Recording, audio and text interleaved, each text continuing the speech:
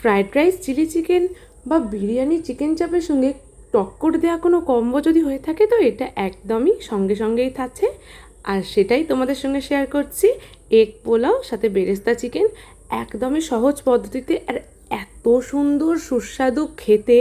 এক থালা গরম গরম পোলাও তো এমনি খাওয়া যাবে, তাতে ডিম আর চিকেনটা জাস্ট ওয়াও। তোমরা এটা চিকেন পোলাও বানাতে পারো। তো সেটাই তোমাদের সঙ্গে শেয়ার করছি কীভাবে বানিয়েছি। তো নমস্কার বন্ধুরা, আমার খিচুড়ি চ্যানেলের আরও একটি নতুন ভিডিওতে তোমাদের সবাইকে জানাই স্বাগত। তো আমি এখানে 3 চামচ বড় চামচের টক দই নিয়ে নিয়েছি। সেটাকে খুব সুন্দরভাবে ফেটিয়ে নিয়ে আগে থেকে একটু বেরেস্তা ভেজে রেখেছিলাম, সেটা দিয়ে দিলাম একটু রসুন বাটা, একটু আদা বাটা, একটু হলুদ গুঁড়ো, পরিমাণ মতো নুন, আর একটুখানি দিলাম মৌরি গুঁড়ো, একটু রেড মির্চ পাউডার, আর সাথে দিলাম একটুখানি চিকেন মশলা, একটুখানি বিরিয়ানি মশলা, আর একটু কেওড়া জল, আর একটু সামান্য পরিমাণে চিনি, আর একটু গোলাপ জল, আর সর্ষের তেল। সর্ষের তেলটা দিলে চিকেনটা দারুণভাবে ম্যারিনেট হবে, আর চিকেনের ভিতরে যে ফ্লেভারটা দারুণভাবে যাবে। তো এখানে তোমরা লেগ পিসও নিতে পারো, আমি এমনি নর্মাল চিকেনে নিয়ে নিয়েছি।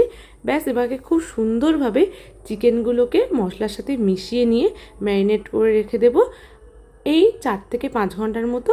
আর এদিকে ডিমও সেদ্ধ করে নিয়েছি, ডিমগুলোকে খুব সুন্দরভাবে ওই মশলার সাথে দিয়ে দেব। ডিমটা তোমরা কিছুক্ষণ ম্যারিনেট করতে পারো বা পুরো 4 থেকে 5 ঘন্টা ম্যারিনেট করতে পারো। ব্যাস, ওদিকে একদমই ম্যারিনেট হয়ে গিয়েছে।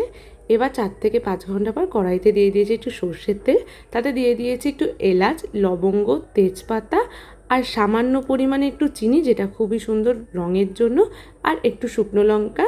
এবার তেলটা একদমই সুন্দর গরম হয়ে গেলে একটা খুব সুন্দর সেন্ট বেরোবে, সেই সময় দিয়ে দিয়েছি একটু পেঁয়াজ কুচি, আর দিয়েছি একটু রসুন বাটা। ব্যাস, খুব সুন্দরভাবে ভাজা হয়ে গেলে দিয়ে দিয়েছি আদা বাটা আর একটু কাঁচা লঙ্কা, যেটা একদমই স্বাদ অনুযায়ী ঝালের, তোমাদের যেরকম ঝাল পছন্দ। এবার খুব সুন্দরভাবে মশলাটা কষানো হয়ে গেলে ম্যারিনেট করা মাংসটা দিয়ে দেবো। তখন ওই দইয়ের মশলাটা একদমই দেবো না, একদম খুব সুন্দর একদমই গ্যাসের ফ্লেমটাকে লোতে রেখে ওটাকে দমে রান্না হতে দেবো। দেখতেই পাচ্ছ মাংস থেকে খুব সুন্দরভাবে তেল বেরোবে। একটু মাঝে খুলে নাড়িয়ে দিলে দেবে, নয়তো নিচে একদমই ধরে যাবে। আর ওপর থেকে দিয়ে দিলাম কাজু, চালমগজ আর পোস্ত বাটা। খুব সুন্দরভাবে নাড়াচাড়া করে আবারও চাপা দিয়ে দেবো কিছুক্ষণের জন্য, যতক্ষণ না তেলটা একদম সুন্দর মতো ছেড়ে যায় আর মাংসটাও একদমই তোমাদের ওই ধরো 60 থেকে 70% একদমই কুকড হয়ে যায়। তো খুব সুন্দরভাবে এখানে আমি নাড়াচাড়া করবো, আর গ্যাসের ফ্লেমটাকে অবভিয়াসলি লোতে রাখবো, নয়তো একদমই নিচে ধরে যাবে। আর দেখতেই পাচ্ছ যখন একটু তেল ছেড়ে দিয়েছে, ওই ম্যারিনেট করা মশলার অংশটাও দিয়ে দিয়েছি।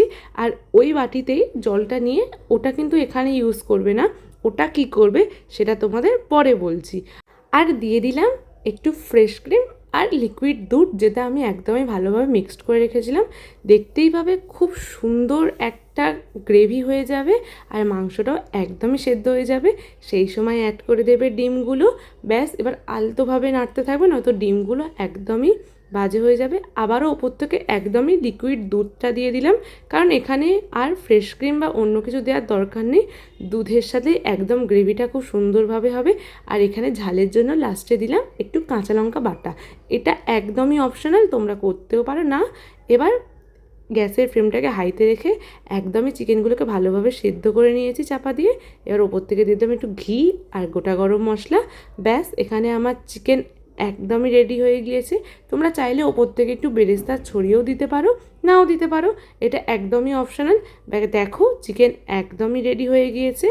এবার আরেকটি কড়াই নিয়ে নিয়েছি, সেখানে দিয়ে দিলাম একটু সাদা তেল, আর সাথে দিয়ে দিলাম একটু বেশি পরিমাণে ঘি, আর তাতে দিয়ে দিলাম একটু তেজপাতা, একটুখানি দিলাম গোটা জিরে, আর দিলাম তাতে একটুখানি পেঁয়াজ কুচি। পেঁয়াজটা অল্প পরিমাণে দিলেও হবে, একটু অনেকটা তোমাদের যদি পছন্দ হয় একটু বেশি করে দিলেও হবে। আমি এখানে একটা পেঁয়াজই ইউজ করেছি। এবার গ্যাসের ফ্লেমটাকে হাইতেই রেখে দেবে, আর পেঁয়াজটাকে খুব সুন্দর অল্প ভাজা হয়ে গেলেই দিয়ে দেবে আগে থাকতে ভিজিয়ে রাখা গোবিন্দভোগ চালটা। আমি এখানে 1-1.5 ঘন্টার মতো গোবিন্দভোগ চালটা ভিজিয়ে রেখেছিলাম, তোমরা ওরমই রাখতে পারো বা ওর থেকে বেশি টাইমও রাখতে পারো। এবার গ্যাসের ফ্লেমটাকে একদমই লোতে রেখে চালটার সঙ্গে পেঁয়াজটা খুব সুন্দরভাবে মাখিয়ে নিতে হবে, একটু ভেজেও নিতে হবে। আর দিয়ে দিলাম উপর থেকে ঝালের জন্য একটু কাঁচা লঙ্কা। ব্যাস, খুব সুন্দরভাবে এখানে নাড়াচাড়া করে নিতে হবে। আর ওই যে বললাম না, যেই বাটিতে তোমরা চিকেনটাকে ম্যারিনেট করবে সেই বাটিটা ধুয়ে সঙ্গে সঙ্গে জলটা দেবে না, কারণ ওই যে জলটা, বাটিটা ধোয়ার জলটা আমরা এই চালেতেই ইউজ করলাম, যাতে খুব সুন্দরভাবে চিকেনের ওই গন্ধটা আমাদের চালের মধ্যে একদমই ঢুকে যায়। আর এখানে যত পরিমাণে চাল নেবে ঠিক তার ডবল পরিমাণে জলটা দেবে।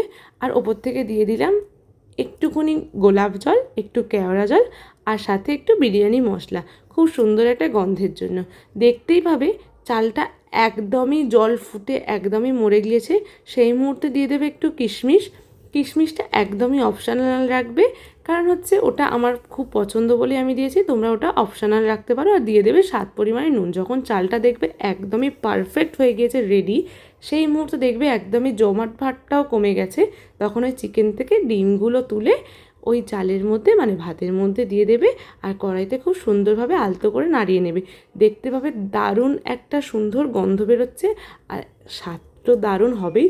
তোমরা যদি চাও একটু চিনিও ইউজ করতে পারো, আমি একটু চিনি ইউজ করেছি, যাতে পোলাওটা একদমই মিষ্টি মিষ্টি আর সাথে চিকেনটা একদমই ঝাল ঝাল, দারুণ একটা কম্বো। আর ওপর থেকে দিয়ে দিলাম একটু বেরেস্তা, যেটা বেরেস্তা পোলাও অবশ্যই খুব সুন্দর টেস্ট হয়েছিল, আর বেরেস্তাটা লাস্টে খুব দারুণ খেতে হয়েছিল। তো এটা আমি বাড়িতে বানিয়েছিলাম, সেটাই তোমাদের সঙ্গে শেয়ার করলাম। কেমন লাগলো অবশ্যই বাড়িতে বানিয়ে আমাকে জানাবে। ভালো লাগলে লাইক, কমেন্ট অ্যান্ড শেয়ার করবে। আর আমার চ্যানেলে নতুন হয়ে থাকলে অবশ্যই চ্যানেলটিকে সাবস্ক্রাইব করবে। আর যারা এখনও চ্যানেলটাকে সাবস্ক্রাইব করোনি, কী করছো, তাড়াতাড়ি করো এরকম ইউনিক কিছু রেসিপির জন্য। আর হ্যাঁ, এখন আমার ফোনটা একটু খারাপ হয়ে গিয়েছে বলে একদমই ভিডিও দেওয়া হয় না। আমি অবশ্যই চেষ্টা করবো প্রত্যেক দিন প্রায় ভিডিওগুলো আনার। সবাই ভালো থাকবে।